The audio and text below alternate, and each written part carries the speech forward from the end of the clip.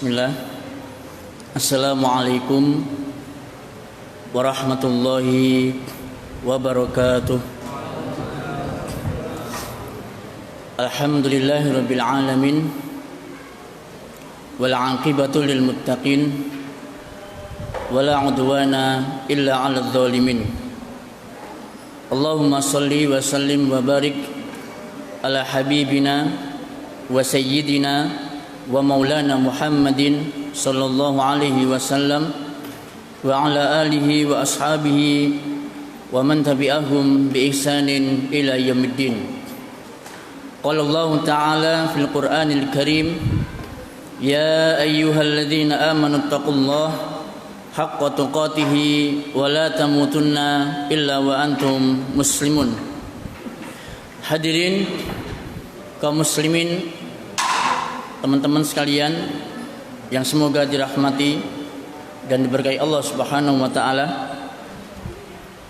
Pada pertemuan yang telah lalu kita telah sampai pada sebuah pembahasan di mana orang-orang kafir ataupun orang-orang fasik ketika mereka sudah meninggal dunia atau ketika mereka sudah sampai di akhirat, mereka punya angan-angan. Yang pertama, mereka ingin menjadi seorang muslim. Sekarang yang kedua, mereka punya angan-angan agar mereka ketika di dunia mereka bisa bersedekah.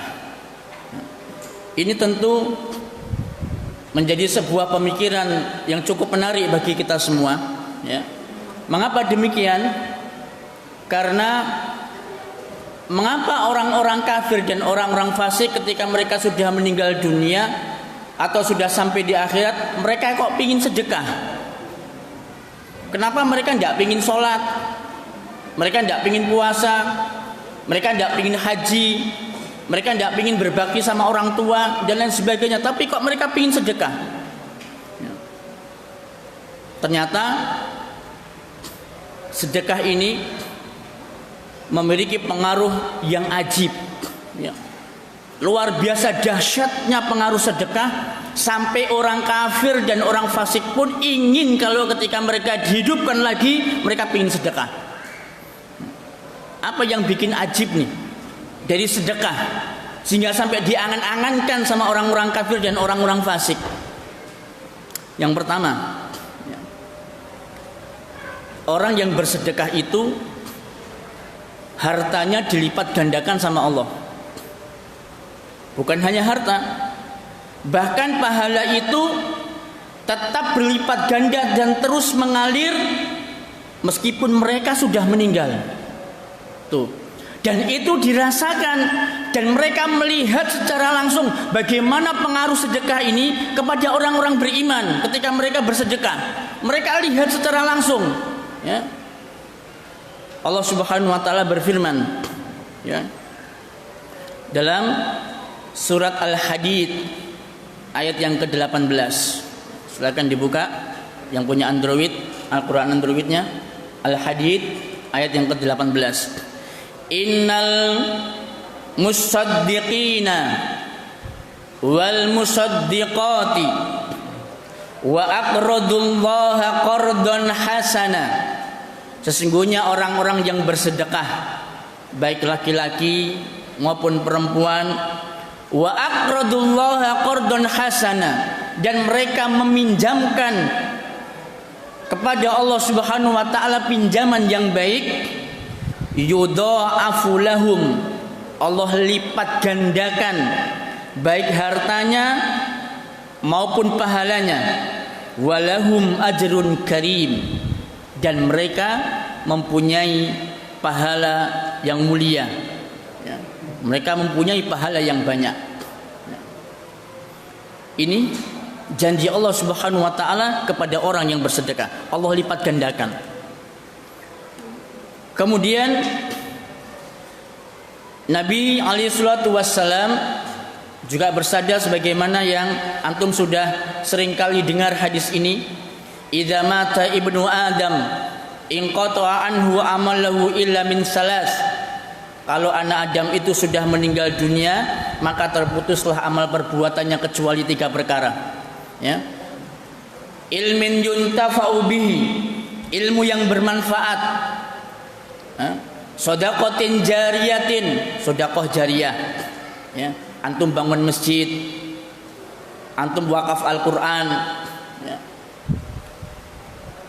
Antum bikin sumur, ya.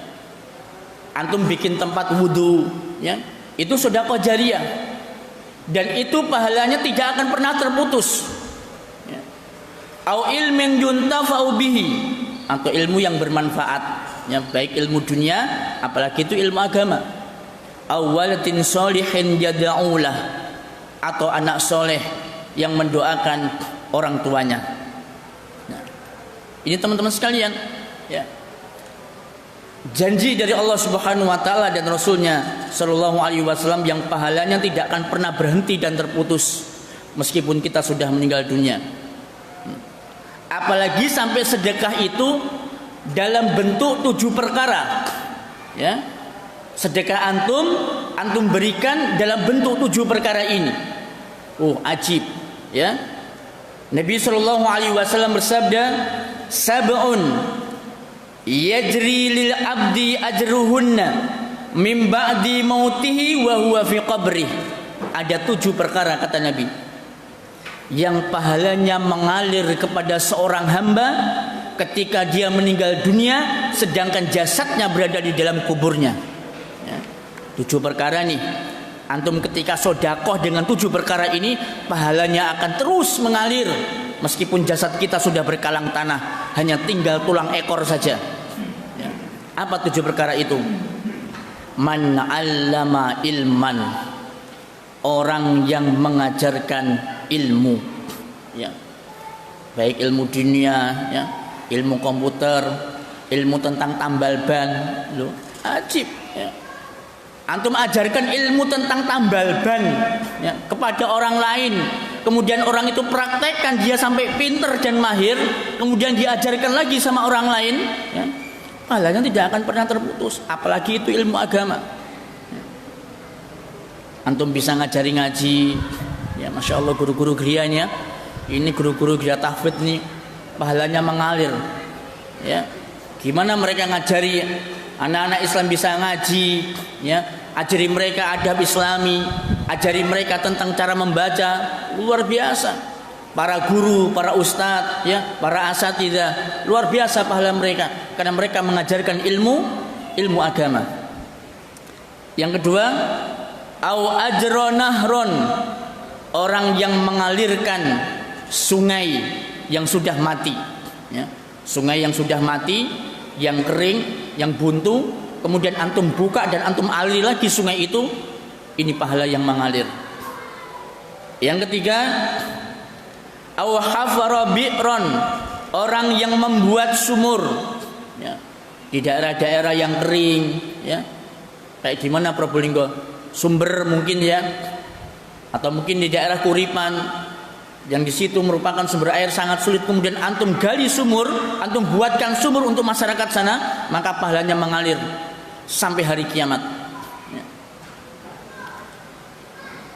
Au gharaso nakhlan, atau menanam kurma. Yang keempat, cuma karena kurma ini beliau orang Arab, jadi beliau menanam kurma. Kalau Indonesia, tanaman apa saja, antum tanam mangga, antum tanam ketela pohon, antum tanam ceri, tahu ceri, ya, keres, ya, antum tanam belimbing, ya. Ketika tanaman itu diambil sama orang, ya, atau diambil sama binatang, codot misalkan, ya, ajib, antum sedekah tiap hari tuh sama codot, ya, ini pahalanya terus mengalir. Jadi kalau dimakan codot jangan meso, ya. Terus kemudian diblongsong pakai apa? Pakai kertas, pakai plastik, ndak usah. Itu sebagai bentuk sedekah kita kepada codot, ya. Atau mungkin ada orang yang iseng dicuri mangga kita, dicuri durian kita, ndak apa-apa. Pahala kita akan mengalir sampai hari kiamat. Au bana masjidan, atau membangun masjid yang kelima.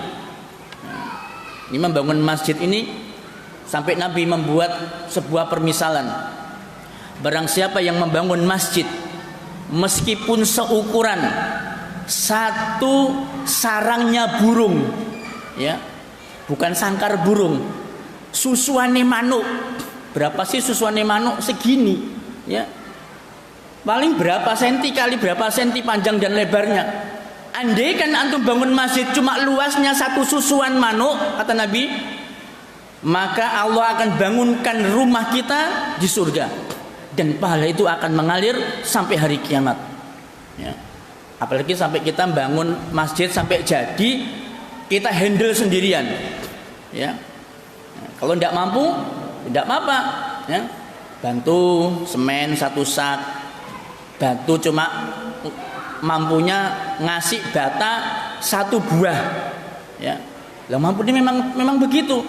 Bantu cuma bata satu biji, maka itu sama dengan membangun masjid, ya. Meskipun hanya dengan satu batu bata merah, ya.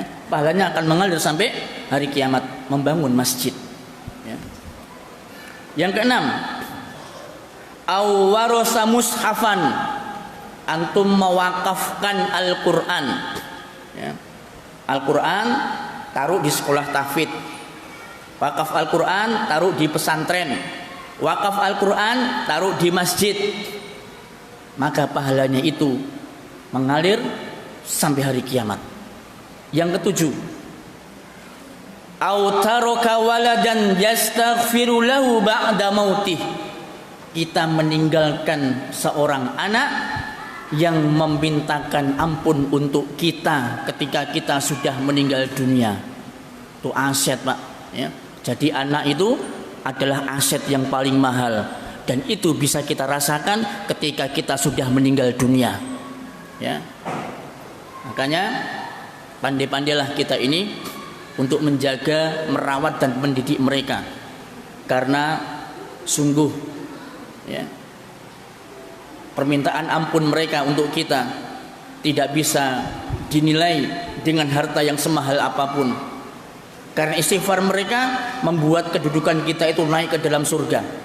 Sampai kemudian para orang tua bertanya, "Ya Rabbi, wahai Allah, apa yang membuat kedudukan saya di surga ini bisa sampai seperti ini?" Ya, padahal amal-amal saya cuma biasa. Ya. Kata Allah, "Bistighfari waladika lak." Kedudukanmu diangkat di surga lantaran istighfarnya anakmu untukmu, ya. Istighfarnya anakmu untukmu yang mampu membuat kedudukanmu di surga menjadi naik. Ini jamaah sekalian, ya, mengapa sedekah itu sangat diidam-idamkan oleh orang-orang kafir dan orang-orang fasik ketika mereka sudah meninggal dunia. Yang kedua, alasan yang kedua, orang yang bersedekah itu akan mendapatkan naungan pada hari kiamat. Tuh orang-orang kafir lihat, orang-orang fasik, orang-orang beriman tapi dia fasik, itu melihat orang-orang yang besok pada hari kiamat, tudna syamsu yaumal qiyamati milan. Matahari pada hari kiamat didekatkan sepanjang satu mil. 1 mil itu 1, sekian kilo. Gimana rasanya matahari pada padang mahsyar didekatkan 1 mil. Kita di dunia jarak matahari jutaan kilometer, kita merasakan panas yang begitu menyengat, rasa-rasanya kipas itu tidak mempan, ya. Sudah pakai kipas, ya, buka baju lagi, tidur di atas lantai lagi, saking tidak kuatnya dengan panas. Itu masih panas, apalagi nanti didekatkan hari kiamat matahari sepanjang 1 mil. Maka akibat dari itu semua, orang-orang pun merasakan kepanasan yang begitu luar biasa, dan mereka pun kemudian berkeringat, ya. Ada yang berkeringat itu sampai di tumitnya, ya. Ada yang berkeringat cuma sampai lutut, ada yang berkeringat sampai pinggangnya, ada yang berkeringat sampai dada, ada yang ditenggelamkan dengan keringatnya, sesuai dengan amal masing-masing. Nah, kalau sudah dalam kondisi yang demikian itu, ada tidak kira-kira yang sana yang jual payung? Di padang mahsyar ada orang idr payung, payung untuk mayungi kita matahari yang dekat 1 mil, tidak ada. Tidak ada Indomaret di sana, tidak ada. Sinar terang juga tidak ada untuk jual, ya, sekedar untuk menaungi kita pada hari kiamat, tidak ada. Maka kata Nabi sallallahu alaihi wasallam, sab'atun yuzilluhumullahu yauma la zilla illa zilluh. Ada 7 orang yang Allah Subhanahu wa taala akan naungi mereka pada hari yang tidak ada naungan kecuali naungan dari Allah Subhanahu wa taala. Nih, 7 orang ini besok merasakan kesejukan di padang mahsyar, tidak merasakan panas, tidak merasakan keringat. Salah satu di antara 7 itu rajulun yatasaddaqu, seorang laki-laki yang bersedekah bisodaqatin, dengan satu sedekah fa'akhfaha, kemudian dia sembunyikan sedekah itu hatta la ta'lama shimaluhu an yaminih, sampai tangan kirinya tidak tahu apa yang diberikan oleh tangan kanannya, ya. Jadi orang yang menyembunyikan sedekah, ya, tak ada seorang pun yang tahu besok akan dinaungi oleh Allah Subhanahu wa taala pada hari kiamat. Dan ini orang-orang kafir dan orang-orang fasik menyaksikan, ya, tahu mereka tentang keutamaan orang-orang yang bersedekah. Makanya ketika mereka sudah meninggal dunia, mereka pingin, ya Allah, tolong tunda kematian saya barang sebentar agar saya ini bisa bersedekah, ya. Karena besok pada hari kiamat mereka akan dinaungi oleh Allah Subhanahu wa taala. Alasan yang ketiga, ya, orang-orang yang bersedekah itu akan dipanggil oleh salah satu pintu surga. Ya, saya ulangi, bahwa orang yang bersedekah itu akan dipanggil oleh salah satu pintu surga. Apa pintunya? Rasulullah Shallallahu Alaihi Wasallam bersabda yang diriwayatkan dari seorang sahabat Abu Hurairah radhiyallahu anhu, man anfaqa zawjaini fi sabilillahi, barang siapa yang berinfak dengan sepasang hartanya di jalan Allah, nudiya min abwabil jannah, dia akan dipanggil dari pintu-pintu surga. Ya Abdullah, wahai hamba Allah, hadza khairun, ini merupakan kebaikan. Faman kana min ahli shalah du'iya min babis shalah, barang siapa yang termasuk di antara orang yang ahli salat, maka dia pun akan dipanggil dari pintu salat, ya. Pintu salat akan terbuka memanggil orang-orang yang salat. Wa man kana min ahli jihad du'iya min babil jihad, barang siapa yang dia di dunia berjihad, maka dia pun akan dipanggil dari pintu jihad. Wa man kana min ahli siyam du'iya min babir royan, barang siapa yang termasuk di antara orang yang ahli puasa, maka dia akan dipanggil dari pintu royan. Wa man kana min ahli shadaqah, nah ini ya, barang siapa yang ketika dunia dia termasuk ahli sedekah, du'iya min babis sedekah, dia pun akan dipanggil dari pintu sedekah, ya. Maka berkata Abu Bakar As-Siddiq radhiyallahu an, ketika para pintu-pintu itu memanggil para ahlinya, dia mengatakan, bi abi anta wa ummi ya Rasulullah, demi ibuku dan ayahku sebagai tebusanmu ya Rasulullah. Ma'ala man du'iya min tilkal abwabi min daruratin fal yud'a ahadun min tilkal abwabi kulliha, ya Rasulullah, kesulitan apa lagi yang perlu dikhawatirkan oleh orang yang dipanggil dari pintu-pintu itu, ya. Orang dipanggil dari pintu salat, dipanggil dari pintu jihad, dipanggil dari pintu sedekah, dipanggil dari pintu royan, tidak mungkin akan mengalami kesulitan. Lalu adakah ya Rasulullah orang yang dipanggil dari semua pintu? ya, pintu sholat manggil dia, pintu puasa manggil dia, pintu jihad manggil dia, pintu royan manggil dia, pintu sodakoh pun juga dipanggil, memanggil dia. Nabi kemudian menjawab, "Na'am, iya, wa arju an takuna minhum." Dan aku berharap kamu wahai Abu Bakar termasuk di antara mereka yang dipanggil dari semua pintu. Ya, Allah ya Karim, ya, Masya Allah. Bayangkan semua pintu manggil kita, sampai kita bingung nih mau masuk lewat mana ini. Ya, pintu sholat manggil kita, semuanya manggil kita. Ya. Nah, itu yang dilihat oleh orang-orang kafir dan orang-orang fasik, keutamaan yang dimiliki oleh orang-orang yang bersedekah.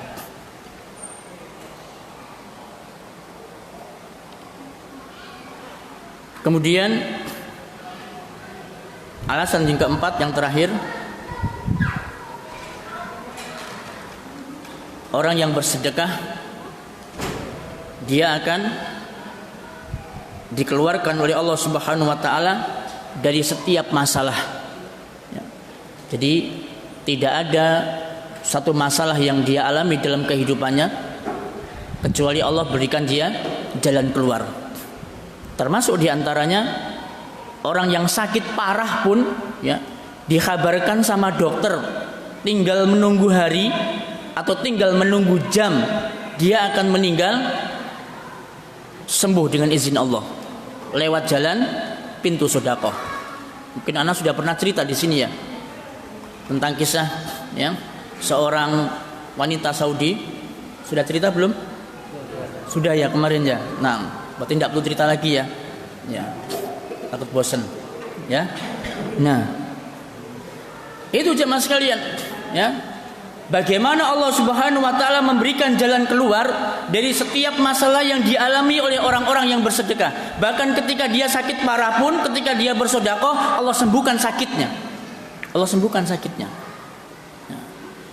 Dan masih banyak lagi, ya, masih banyak lagi alasan-alasan atau keutamaan-keutamaan yang diberikan Allah Ta'ala kepada orang-orang yang bersedekah.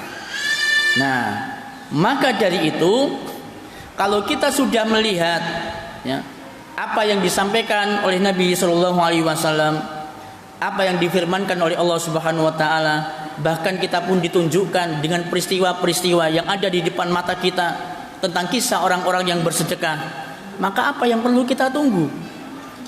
Apa perlu kita ini harus meninggal dulu baru kemudian kita mengakui tentang keutamaan sedekah? Dan sedekah ini, ya, afwan ya, tidak mutlak dimiliki oleh orang-orang kaya. Sedekah tidak harus kaya, jemaah sekalian. Sedekah tidak harus mahal. Antum tidak perlu mengeluarkan uang 100.000 untuk sedekah, tidak usah. Ya. Antum tidak perlu mengeluarkan uang sampai jutaan rupiah untuk sedekah, tidak perlu. Karena sedekah bisa dimiliki dan bisa dilaksanakan, diamalkan oleh siapapun, bahkan orang miskin. Bahkan orang yang tidak punya duit, antum hari ini tidak pegang uang, bisa jadi kan? Apa antum nggak bisa sedekah? Bisa. Ya. Apa sedekahnya? Orang-orang yang hari ini yang tidak punya uang. Nabi Shallallahu Alaihi Wasallam bersabda di antaranya, tabassumuka fi wajhi akhika sedekah. Tuh, senyummu di wajah saudaramu itu merupakan sedekah. Pakai modal enggak Pak? Sedekah dengan senyuman? Enggak ada modal. Antum cukup sumeh ke kanan 2 cm, ke kiri 2 cm. Ya, itu sedekah. Antum enggak perlu uang untuk senyum kepada saudaramu muslim, enggak perlu bondo Pak.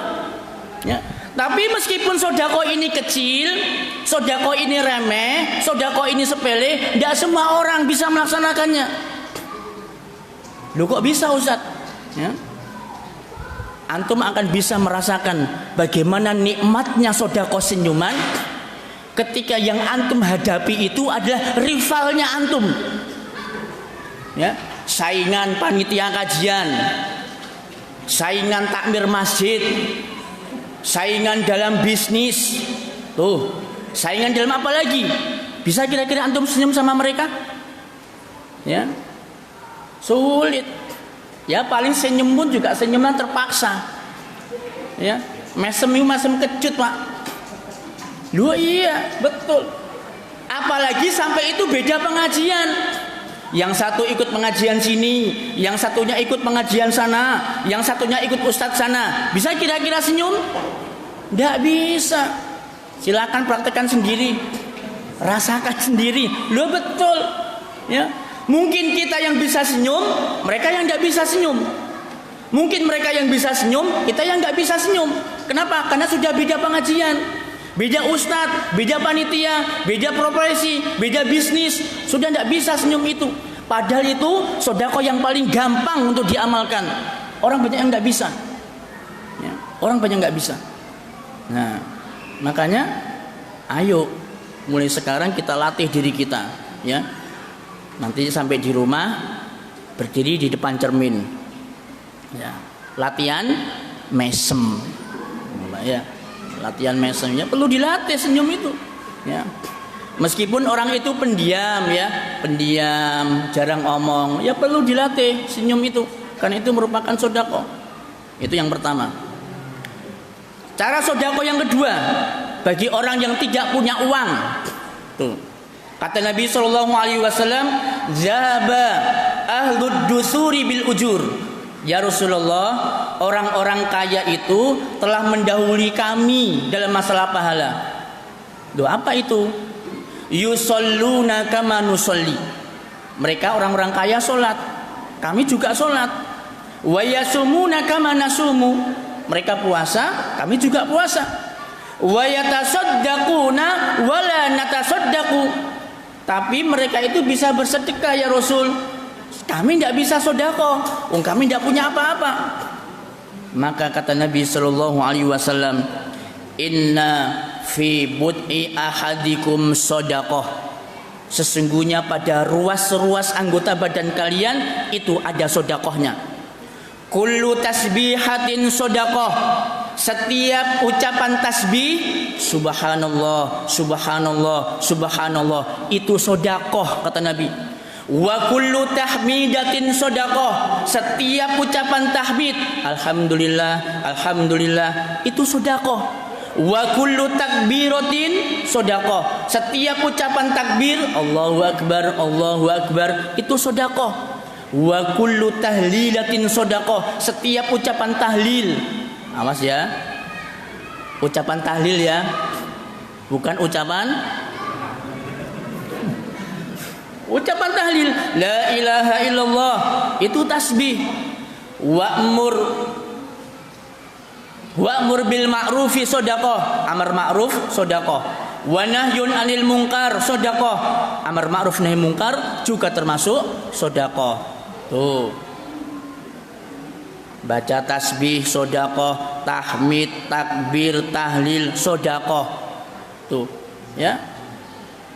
Kemudian ternyata dalam riwayat yang sebutkan, Nabi ajari para sahabat yang miskin tadi dengan membaca tasbih 33, tahmid 33, takbir 33. Ternyata ini didengar sama orang-orang kaya. Curhat lagi orang-orang miskin kepada Nabi, "Ya Rasulullah, orang-orang kaya dengar." Akhirnya mereka pun juga ngamalkan apa yang antum sabdakan. Mereka juga ikut baca tasbih, tahmid 33, takbir 33. Maka Nabi menjawab, "Innallaha yufaddilu may yasha." Sesungguhnya Allah Subhanahu wa taala mengutamakan orang-orang yang Dia kehendaki. Nah, itu jawabannya, ya. Bentuk yang ketiga, sedekah yang ketiga, fattaqun nar walau bisyikki tamrah. Takutlah kamu kepada api neraka meskipun dengan separuh kurma. Saya tanya nih sama Bapak Ibu, kurma satu biji harganya berapa Pak? Satu biji, bukan 1 kilo ya. Satu biji berapa kira-kira harganya? 1.000? Tidak nyampe 100 rupiah? 100 rupiah mungkin ya. Nah, kata Nabi, fattaqun nar walau bisyikki tamrah. Kucik nemene Pak. Takutlah kamu dengan api neraka meskipun dengan separuh kurma. Coba bayangkan, Bukan satu biji kurma, separuh kurma, wis siji diparo. Ya, sudah satu kurma disigar jadi loro, sret. Yang separuh dikasihkan orang, yang separuh kita makan. Tuh. Nemen enggak kayak gini kira-kira? Yo nemen, Pak. Ya, saking melarati mungkin ya, sampai kurma siji itu loh, sampai diparo loro, dikasihkan sama orang separuh. Kira-kira orang mau enggak nerima kurma separuh? Cuwilan. Enggak mau. Ya. Penghinaan berarti, katanya begitu. Tapi andai kan ini terjadi, orang dikasih kurma separuh, ajib ya. Ini merupakan bentuk sedekah. Tuh, ya. Tidak harus mahal kan sedekah itu, tidak harus kaya raya sedekah itu kan, tidak harus kaya raya. Tapi andai kan tetap dia itu tidak punya dengan satu kurma atau separuh kurma, wa illam tajid fabi kalimatin thayyibah. Kalau dia tidak ada juga dengan satu kurma, separuh kurma, maka dengan kata-kata yang baik. Tuh, ya. Antum interaksi dengan sesama muslim dengan kata-kata yang baik, tidak menyakiti, tidak membuat dia tersinggung, tidak buat dia sakit hati, itu sedekah. Ya, Masya Allah ya. Jadi tidak ada ceritanya sedekah itu milik orang-orang kaya. Ya, semuanya bisa kita lakukan dengan cara bersedekah. Ya, apalagi sekarang lagi boomingnya Jumat berkah. Ya, Jumat berbagi. Antum punya uang cuma 5.000, belikan nasi bungkus lah, nasi kucing 5.000, antum kasihkan tukang becak, lo itu sedekah. Hanya dengan satu bungkus nasi tok, itu sudah sedekah. Itu pahalanya ajib ya, akan mengalir nanti sampai kita meninggal dunia. Nah, itulah jemaah sekalian ya, bagaimana pengaruh yang luar biasa sedekah ini sampai diangan-angankan kepada orang-orang kafir dan orang-orang fasik ketika mereka sudah meninggal dunia dan sampai di akhirat. Nah. Maka mulai sekarang kita belajar untuk bersedekah sebelum datang masanya, ya. Sebelum datang masanya, orang itu sudah tidak mau lagi menerima sedekah. Kita perhatikan sabda Nabi sallallahu alaihi wasallam dari sahabat Abu Hurairah. Ya Rasulullah, ayyus shadaqati a'dhamu ajron. Sedekah apakah yang paling besar pahalanya ya Rasulullah? Beliau menjawab, anta saddaqa wa anta sahihun syahihun. Yaitu ketika engkau bersedekah dalam keadaan sehat dan dalam keadaan takut miskin. Ya. Ini sedekah yang paling besar pahalanya. Ketika antum dalam keadaan badan ini sehat, kemudian ketika antum benar-benar sangat butuh dengan uang itu, antum takut miskin. Itu sedekah yang paling agung pahalanya. Wala tumhilu, maka jangan kamu menunda sedekah itu hatta idza balagatil hulqum, sampai ketika nyawa itu sampai di kerongkongan, qulta, kamu mengatakan li fulan kaza, li fulan kaza, li fulan kaza. Ini untuk fulan sekian, untuk fulan sekian, untuk fulan sekian. Ya, itu ketika nyawa kita sudah sampai di tenggorokan, kita akan mengatakan demikian. Nah.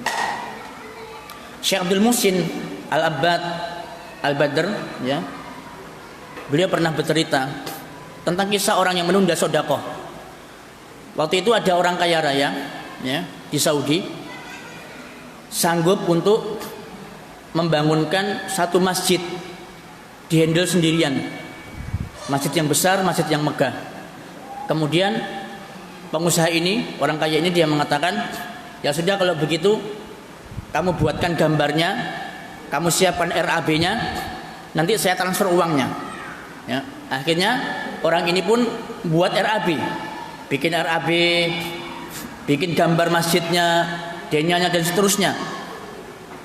Ketika sudah jadi, ya ditunggu-tunggu, ya ini uangnya nggak ditransfer, ya kemudian tidak pernah ketemu sama orangnya lagi, orangnya tidak bisa dihubungi. Sampai akhirnya dia mendengar berita bahwa orang yang mau bangun masjid ini akhirnya meninggal dunia. Ya. Dan meninggal dunia akhirnya disampaikan kepada ahli warisnya. Ya. Ini bapak kamu dulu pernah berwasiat, berjanji kepada kami untuk bangunkan masjid. Minta gambar, minta RAB, sudah kita buatkan. Ini gambarnya dan ini RAB-nya. Ya. Oh iya, sebentar, kita musyawarahkan dulu sama keluarga. Ditunggu-tunggu itu hasil musyawarahnya. Mungkin ya mau ditransfer uang atau mungkin dikirim material dan lain sebagainya. Ditunggu-tunggu. Ternyata berita itu tidak kunjung tiba sampai ada salah satu anggota keluarga yang hanya bersedekah 2.000 rial. Salah satu anggota keluarga cuma bersedekah 2.000 rial untuk masjid. Dapat apa 2.000 rial? Ya. Nah, itu kisah yang beliau sampaikan tentang bagaimana orang ini ketika dia sudah berazam bertekad untuk bersedekah tapi dia tunda-tunda. Ya, dia tunda-tunda. Akhirnya ketika dia meninggal dunia, dia tidak sampai bersedekah. Ya.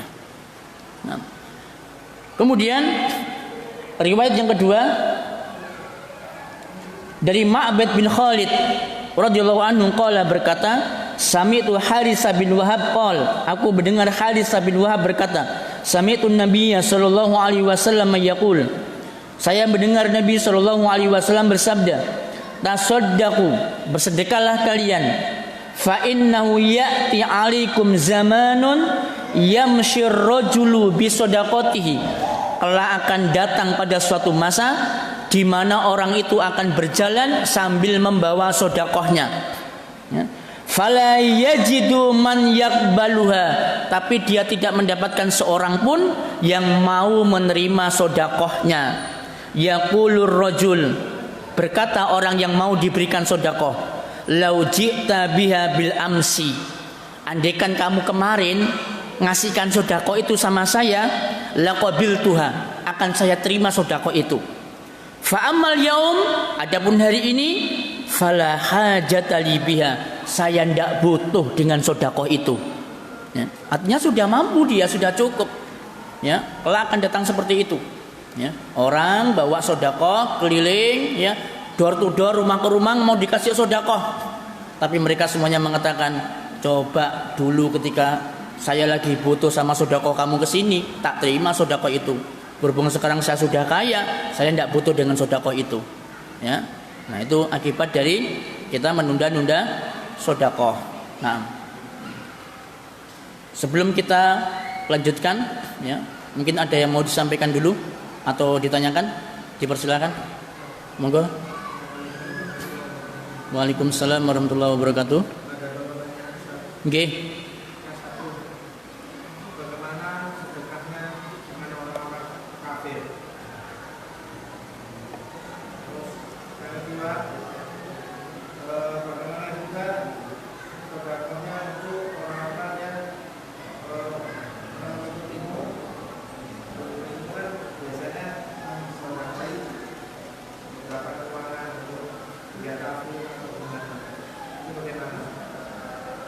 Mengelola sedekah.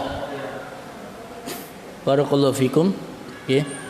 Bagaimana dengan sedekahnya orang-orang kafir? Ya.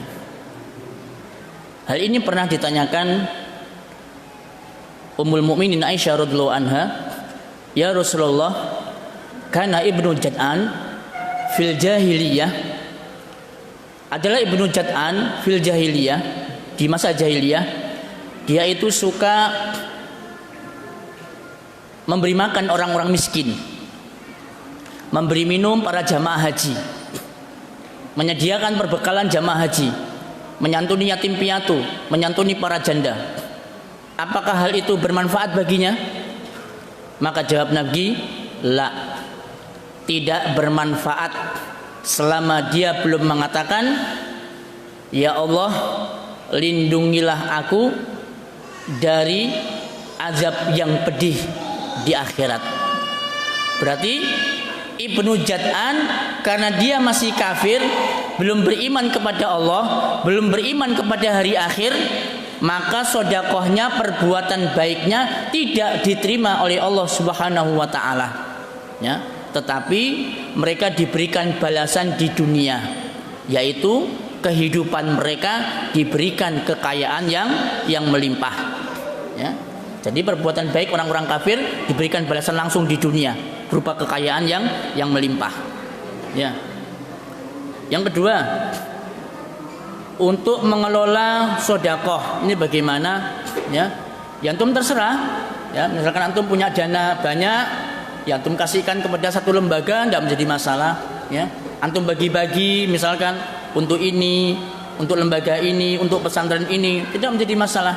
Ya. Itu tergantung dari pribadi kita masing-masing. Nah, mungkin begitu ya yang kedua. Nggih, wallahu a'lam bishawab. Ada lagi? Monggo.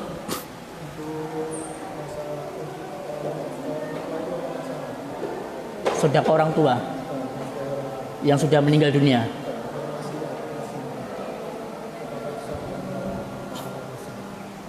Orang tua bersedekah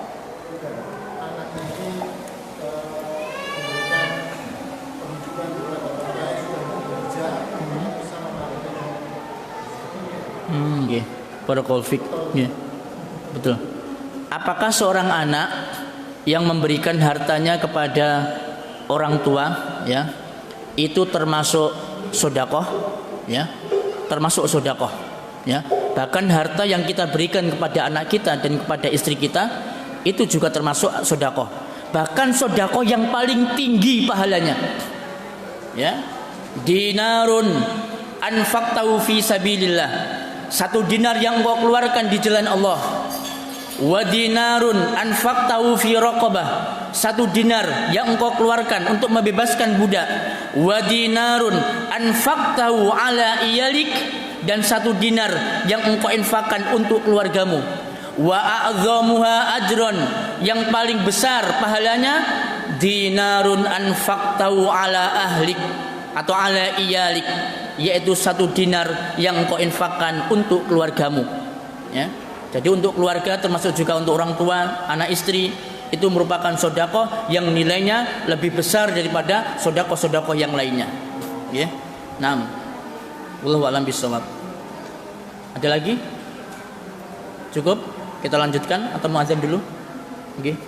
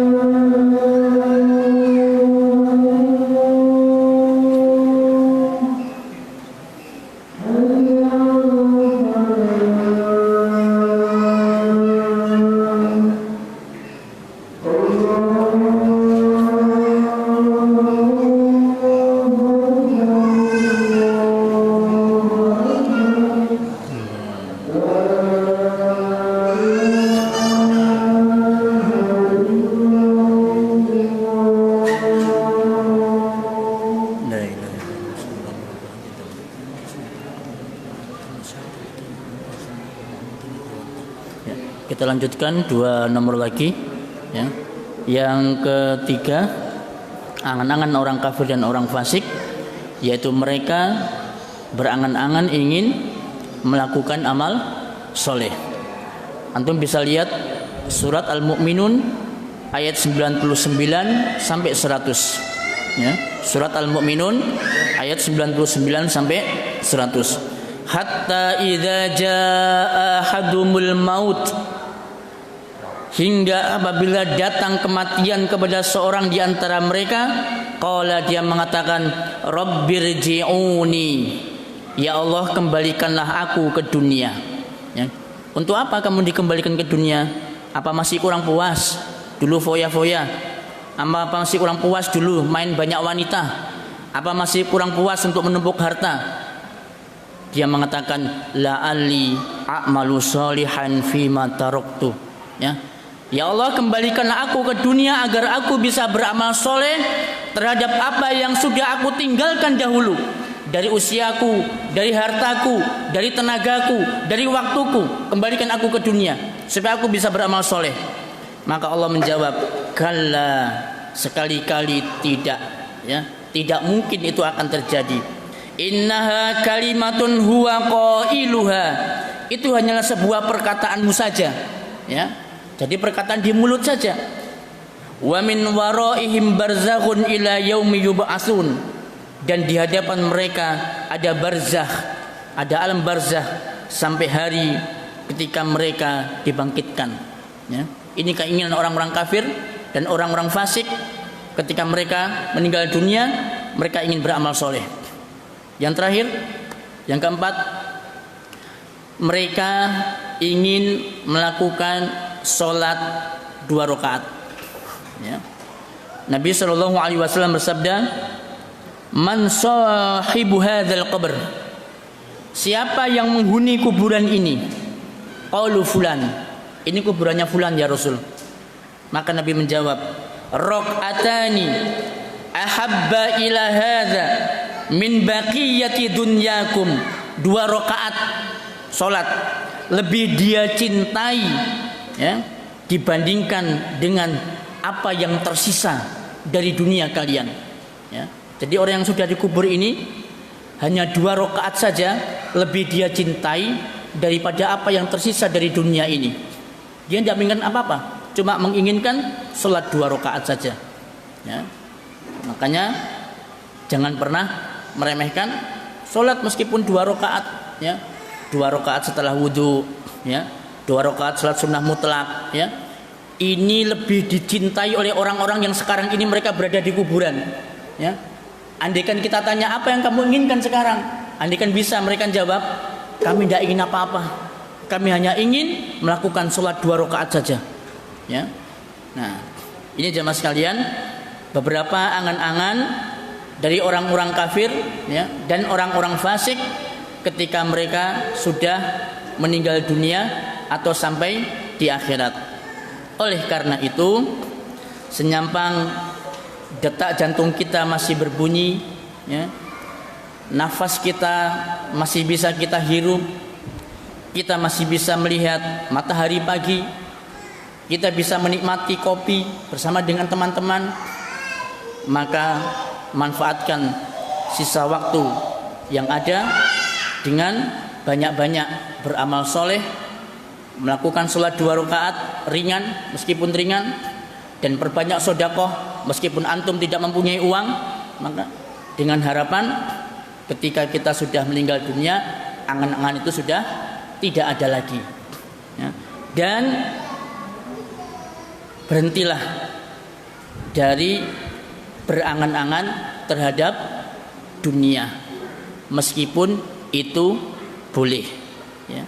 Apalagi zaman sekarang Bapak Ibu sekalian, ya, angka stres, depresi, gangguan jiwa itu mengalami kenaikan yang luar biasa, ya. Loh, Ustaz kok tahu?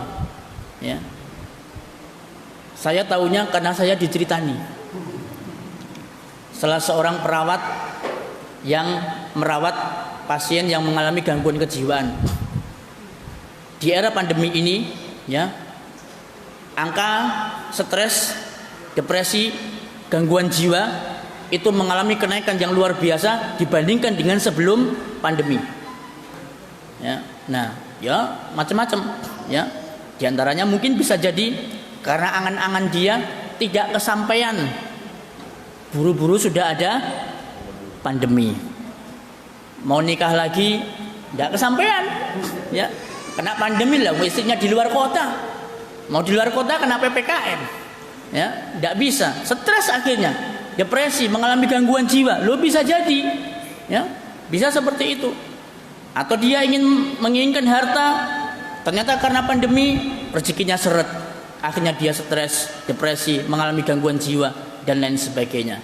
Nah, itu akibat apa?